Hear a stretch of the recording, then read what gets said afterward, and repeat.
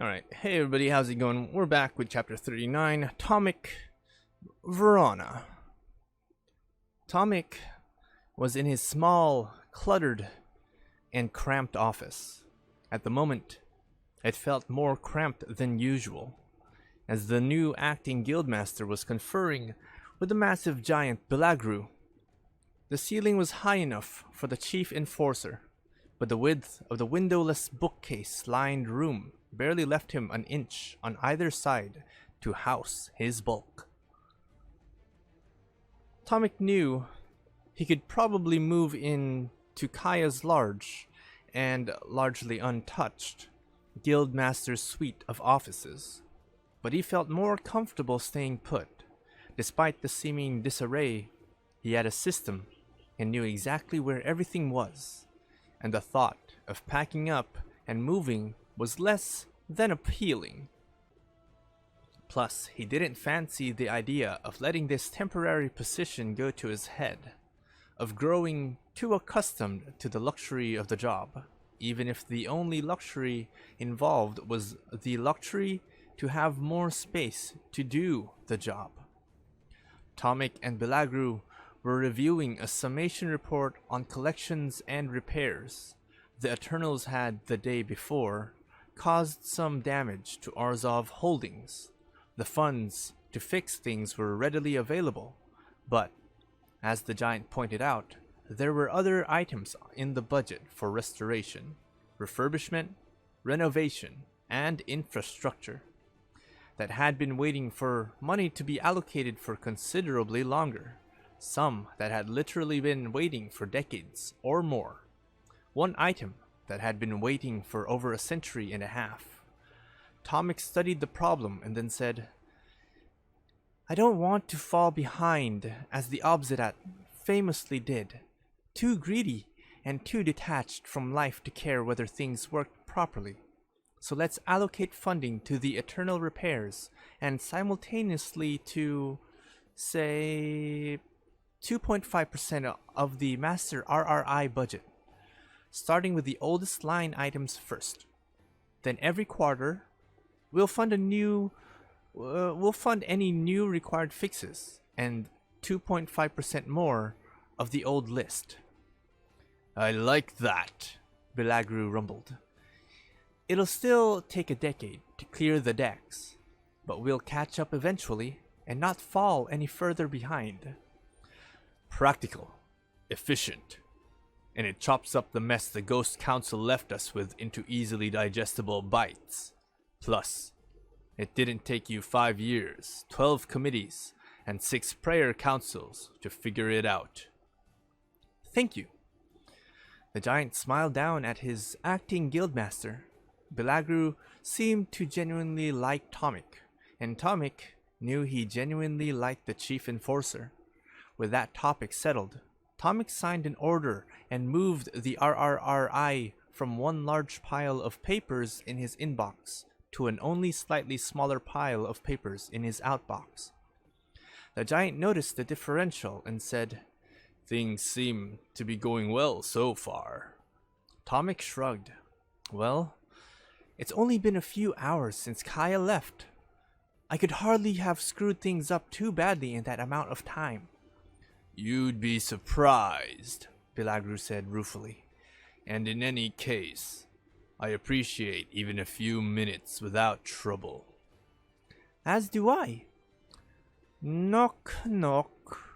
Tomic and Belagru turned toward the open door, though Tomic had to lean far to the side to see past the giant's bulk. Leaning casually against the door jamb was the vampire Slavomir Zoltan, Tithe Master and member of the Triumvirate. "I was hoping I might be granted a brief private audience with our new accounting guildmaster." "I'm not leaving him alone with you, Tithe Master." "Now, Chief Enforcer, you cut me to the quick. What have I ever done to make you so suspicious?" "You want a list?" "What have I ever done to you to make you so suspicious?" "I've never given you the opportunity." Belagru rumbled. I'm not starting now. It's alright, Bill, Tomek said. I believe Zoltan knows he can't accomplish anything by killing me. Who said anything about killing? Zoltan protested. There are other things a vampire can do besides killing, the giant stated. Again, no one wants to kill anyone. I'm prepared for that, Tomek said. He reached down and opened the top front drawer of his desk. He removed a chain of ridiculously thick silver links and put it around his neck. A large silver pendant hung from the end. He tapped it twice. This is a powerful ward, which will prevent our Tithe Master from biting or turning or mentally influencing me. I'll be fine. Belagru growled something low and unintelligible, but he turned for the door, saying, I'll be right outside if you need me. Slavomir slipped inside quickly to get out of the giant's way. Belagru had to stoop and turn sideways to the exit, and he still barely fit through the portal. Once he was in the hallway, he rose to his full height, completely eclipsing any other view. I'll be right outside this door. Admirable, but unnecessary, Zoltan said as he stepped up and slowly shut the door, listening for the click of the latch. He turned back to Tomek and made a little flourish with his hand. Alone at last, he said. Alone at last, Tomek repeated nervously. He'd been fairly confident only a moment before. No longer. Please, have a seat. Slavomir Zoltan eased his way forward. He moved a chair slightly, but instead of sitting on it, he sat on Tomek's desk. At close range, the vampire was dangerously handsome. He had dark auburn hair, green eyes, and a fetching smile. His collar was open, revealing just a hint of matching auburn chest hair. I've been thinking, he said, that the Syndicate would benefit from you and I having a close working relationship. Tomek swallowed, or tried to. His mouth was suddenly quite dry. He said, anything that truly benefits the Syndicate is worth considering, Tithe Master. Agreed, but please, Tomek, call me Slav. There's not much point to the formality of titles when we're alone like this. Slav stood up and started to come around the desk. They only create distance, and as we both agreed, we shouldn't allow distance to come between us. Did I agree to that? Were we even talking about that? He smells nice. Slav moved languidly, and yet an instant later he was close enough for Tomek to get a little frisson from their proximity. Tomek breathed out. Careful of the ward, it'll burn you. That particular ward protects from any vampiric threat. That's not my intent. Not at all. He placed his left palm flat against the pendant, and Tomek Vrona's chest. He held the hand there for quite some time. Time enough for Tomek to look in those sea-green eyes. Time enough for Tomek to get lost in those eyes. Such lovely amber eyes you have, Slav whispered, like morning light. Then he removed his hand from the ward and held it up to show Tomek. It was unburned, unscarred, the skin perfectly smooth. Perfect. You see, no threat. I'm not using my vampiric abilities at all. No? No. I just want us to be friends. Friends? Oh, at the very least. Chapter 40. Rat. Teo and Rat found Mistress Kaya and Miss Ballard in the chapel among the crush of village refugees. The former acolyte spoke so quietly that both women had to strain to hear him over the murmuring of those assembled. I no longer belong in this old life. I'm ready to leave. And if you don't mind, Kaya, I'd prefer to travel with you and Rat. Are you sure? Mistress Kaya asked. You know where I'm going next, what I'm going to do. Before he could answer, Brother Armando entered and called out to the crowd. Storms died out. You can all go home now. Amid the sighs of relief and the gathering up of precious belongings and babies and the like, Teo said, I'm sure. Mistress Kaya said, I understand. I don't blame you. Neither do I, said Miss Ballard. Your abbot is a complete prick. Please don't say that, Teo murmured, looking away. Rat, for once, said nothing. She knew, of course, that Abbot Barras had asked Teo to leave. After the diamond storm ended, the abbot had taken Teo aside. Rat, picking up and pocketing diamonds the size of kumquats along the way, followed to eavesdrop. Although, you can hardly call it eavesdropping since Teo knew I was there, right? The abbot led them back up to the garden where they'd first arrived. It had diamond-encrusted windbreaks to the east and the west, but the storm had somehow still managed to shatter the trunk of a citrus tree. Abbot Barras frowned over it and sighed heavily. Then he turned to Teo, speaking as if he was already midway through a conversation he'd been having with himself. You were so young, you probably don't remember. And I'm so old I foolishly forgot. But let's see if we can put this together.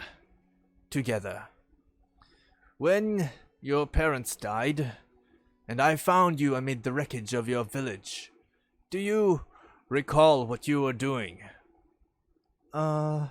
Crying? Well, yes. But what else? I don't know. I was so little. I remember you had a shield up protecting me. A circle, I think. No. You had that circle up. That's what saved you when everyone else died. And the reason you were crying was because you hadn't saved anyone else except yourself. What? No. Yes, my boy. From the time you were 4 years old, if not before. I didn't know you before. You could summon up geometry with no lore, no chanting, no training, no orthodoxy whatsoever. Rat whispered, I told you, it's your spark. That's impossible, Teo said. Indeed, it is, yes, replied the abbot, and yet that is nevertheless the absolute truth. Teo, Verada, you have always been a natural shield mage, a prodigy, a savant. I brought you here to encourage you. I promise you that was my original aim. Once. But you felt so guilty for not saving your parents and your sister. If all a shield mage can protect is himself, he is a pretty poor shield mage. I don't think that applies to a 4-year-old, son. At least, it wouldn't have. Wouldn't have if I hadn't gotten everything wrong. I don't understand. You were afraid to create geometry after that. You had it in your head that they died because you raised that circle. Not that you lived because of it, but that they died because of it. I tried to explain that distinction to you, but, well, you were 4, and you couldn't understand. You had no confidence, no belief in yourself. None at all. While I believe sincerely that what you needed more than anything was discipline and structure, orthodoxy. By the storm, I was dead wrong. No, I was stifling you, Teo. I didn't understand any other way. I had never been taught any other way. But that's no excuse. As time passed, and my lessons All the personal attention I gave you never seemed to improve your skills. I grew frustrated. I was more disappointed in you than the other acolytes because of your earlier promise. I was harder on you than them because of it. It seems so clear now that all I did was bully you for my own failings as a teacher. Needless to say, you did not respond well to being bullied. Yikes! Who would? Rat interjected. Over time, I believe I even convinced myself that your circle had been a mere fluke. I knew better. Deep down, I knew better. But I wouldn't admit it. Not to myself, let alone to you. I was very wrong. I'm very, very sorry. Rat had been frowning at Abbot Barras, but she suddenly found herself feeling bad for the old guy. She leaned in to needlessly whisper to Teo, "Your abbot's not so bad, all in all. I mean, we all make mistakes, you know." "Yeah," Teo said. "We all make mistakes. I appreciate that. It's generous of you to see my failings that way." "But why does he want you to leave?" Master? If all this is true, then why must I leave the monastery?" "Because the other acolytes aren't like you. My son, if Paran or Theophilos followed your example, they'd fail. And if Arturo attempted to compete with you, as you know he would, he'd get himself killed." Teo nodded absently. "You've still got us," Rat said. Abbot Barras seemed to concur. "I judge you're in good company now, with people who believe in you and bring out your best self in a way I failed to do." "See? He agrees with me." "I'm forced now to trust your story of another world. I've no experience of such things, but I don't need to be a stubborn old fool forever. Travels with these friends of yours might do you some good. And if you're fighting evils and saving people, well, I take no credit. But I couldn't be prouder of you." "It's like what my godfather always says about me. He has no right to harvest this honor, yet Teo has made the abbot proud." "You? Proud of me?" "It's nothing I've earned, but yes, today you made me very proud, Teo, and taught me a necessary lesson in humility." "Sorry," the abbot chuckled, but there were tears forming in his eyes. "Please, do not apologize to me. I hope that one day you can forgive me. I hope one day you will return to Gobakan to protect your people. Your natural skills could make you one of the finest monks of the order. But for now, the best and most necessary advice I can give my former student is to ask him to leave." On the way back to the chapel, Rat had been a little worried Teo might be upset about having to go. So worried, she only scooped up a few of the biggest diamonds off the ground. "Well, I'm happy you're coming with us," she said. He looked down at her, and instantly she knew he was happy too. "So am I. Believe me, happy and relieved. From the moment he asked me to go, I felt relief. I was surprised and maybe a little hurt, but I felt liberated. Does that make sense?" "Sure it does. You're gateless now, like me. I mean, sometimes I feel like I should finally join a guild and settle down, but mostly, if I'm being honest, I like the freedom of being gateless, you know?" "It suits you, Araethia." "Stop that," she said, punching him in the arm. "Ow! Why is it that every time I call you by your real name, you hit me?" She thought about this, and thought she might know the answer, but "I have no idea. It's like a reflex. If you don't want to get hit, then stop doing it. I will not. Now you see. All that fine talk from the abbot has gone to your head, Mr. I have a spark and am better than all the rest. He said nothing, just smiled at her. She felt a tremendous urge to wipe that smile off his face, to kiss it off his face. She wondered if he ever felt that urge with her. She thought she'd better punch him again, but just then the fading light had glistened off a stone the size of her fist. Ooh, sparkly, she said, and had run to pick it up. Now she and Teo and Mistress Kaya and Miss Ballard were preparing to leave the chapel. Find a quiet, lonely place to planeswalk away, some place where their departure wouldn't completely panic the villagers or monks. Miss Ballard said, "Let's get going. I want this over with." Just outside, however, they were intercepted by Theo, Perron, and Arturo. "You're really going?" Perron said. "I have to. I'm sorry." Theophilos shook his head.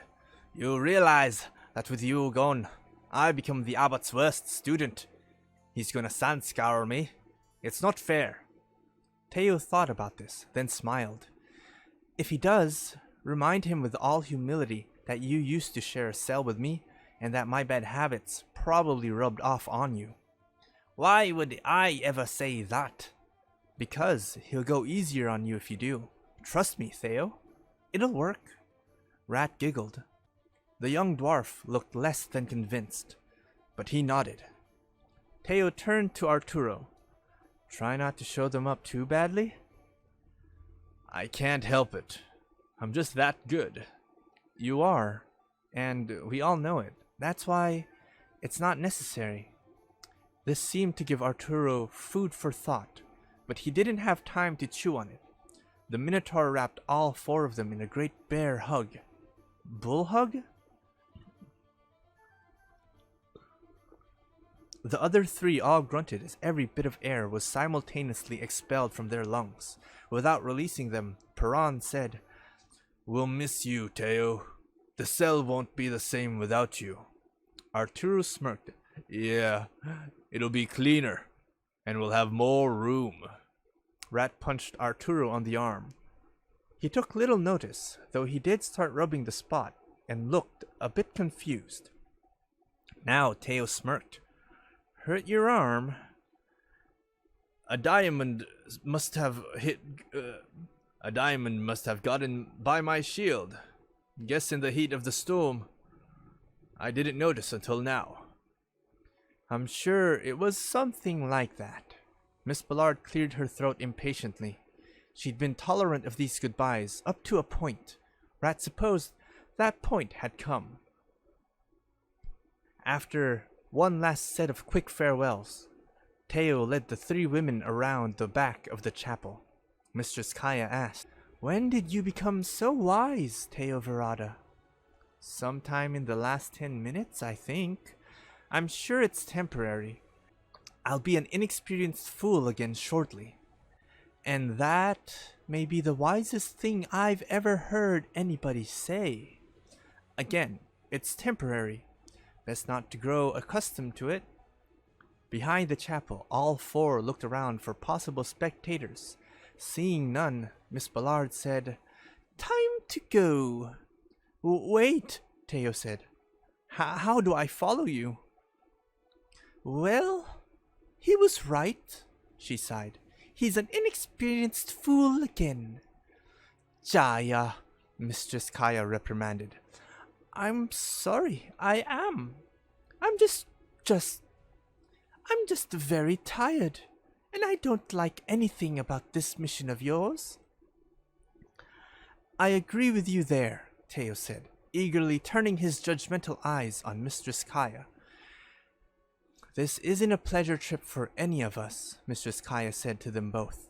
Then to Teo, "I understand you're nervous about following someone else's planeswalk, but you were nervous about leading our last planeswalk too, and that turned out just fine." Rat could read that Mistress Kaya was determined to be a better teacher to Teo than what she had witnessed. Rat could read that Mistress Kaya was determined to be a better teacher to Teo than what she had witnessed of Abbot Barres. She tried to reassure him. You'll both see and feel Jaya's trail, okay? Simply will yourself to follow it. He nodded, still nervous. Mistress Kaya waved Rat in, once again embracing her within her cloak and her arms, and once again warning her to keep her eyes closed and her grip tight. Rat heard the flames of Miss Ballard's planeswalk. Even with her eyes closed, she felt the brightness of Teo following, and she definitely sensed his absence from where she always kept track of his feelings in her mind. Always. Yesterday. Here we go, Mistress Kaya said. Rat felt Kaya ghosting her body and expanding her aura to include her traveling companion. Mistress Kaya and Rat were again crossing the blind eternities, again merging into one entity, neither Mistress Kaya nor Araethia Shokta anymore, but just the one creature, Kaya and Rat, Rat and Kaya. Soon there wasn't even room for an and between them, as everything became Kaya, Rat, Rat, Kaya. No titles now, no roles, no separate identities at all. They wondered what color their eyes were, brown or violet, violet or brown, one of each maybe, or two of both. Would it matter? Would it ever matter again? There was something so right about the joining, the never aloneness of it all, but it was still frightening at the same time to have no independence, no singularity, no I or she, only us and we. But almost as quickly as the walk had started, it came to a sudden end. Rat Kaya abruptly manifested as Kaya and Rat. Once again, they practically threw each other apart, rolling onto their backs and gasping for breath. Rat opened her eyes. Teo, supporting Miss Ballard, was kneeling over her. You okay? Yeah. It's getting easier. Rat wheezed between heaving breaths. Liar, Mistress Kaya croaked. Exaggerator, Rat corrected. Miss Ballard said, We've landed in the Caligo territory of Dominaria. She sounded only slightly less destroyed by the journey than Mistress Kaya and Rat did. I've brought you within a mile of the ruins of the House of Vess. It's appreciated, Mistress Kaya began, still trying to catch her breath. And it's all I intend to do. We understand. So I'll leave you here. You can take a moment to rest. The mission won't be taking place anytime soon. I can see that, but I've stayed away from Ravnica too long already. Aren't you exhausted? Let's just say I'm feeling my age, every century of it, but I'm going nevertheless. She sounded determined, but she didn't actually move. Finally, she said, If this boy will help me to my feet. Of course, Teo helped her up and steadied her. When she nodded, he stepped away. She sized him up for a moment. Aren't you tired? You've planeswalked twice today and fought off a gemstone. Diamond Storm. She waved off the correction. And that's after spending all day yesterday at war against Eternals. You're new to this. You should be exhausted. He nodded. Probably will be. I'm still charged up from, everything. Ah, youth, she said.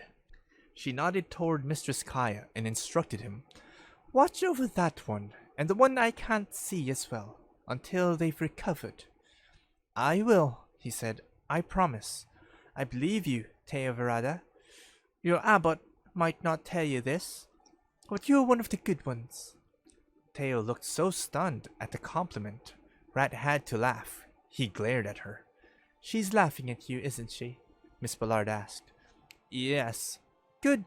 It'll keep you honest and humble. Yes, she does a very good job at that. I'm a natural, Rat said, grinning. A savant.